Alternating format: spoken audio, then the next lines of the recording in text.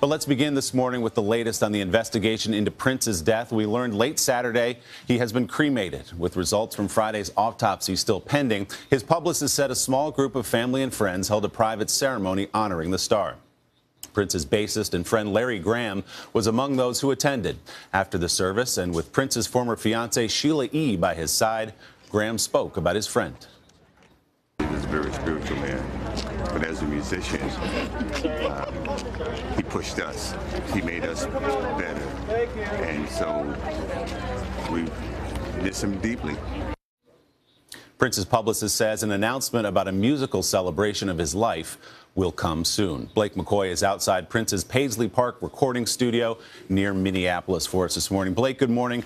Still all these days later now, mourning, people approaching the home. I know some of the family came out yesterday.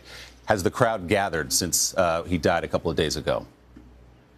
Remarkably, we're 72 hours now about after Prince's death was announced to the public, and the crowds only seem to be getting bigger. Yesterday, we saw thousands of people at a time coming out here to this memorial, dropping off flowers. You can already see at this early hour people coming out this morning, and they've been dropping off signs, signing things on the wall. You see a lot of purple balloons, even some paintings. It's been remarkable, the outpouring of support that we've seen here in Minneapolis, Willie. And Blake, what about the investigation into his death? We know there was an autopsy, the results pending on that. Is there any speculation, any people looking into at this point what actually happened to Prince that night?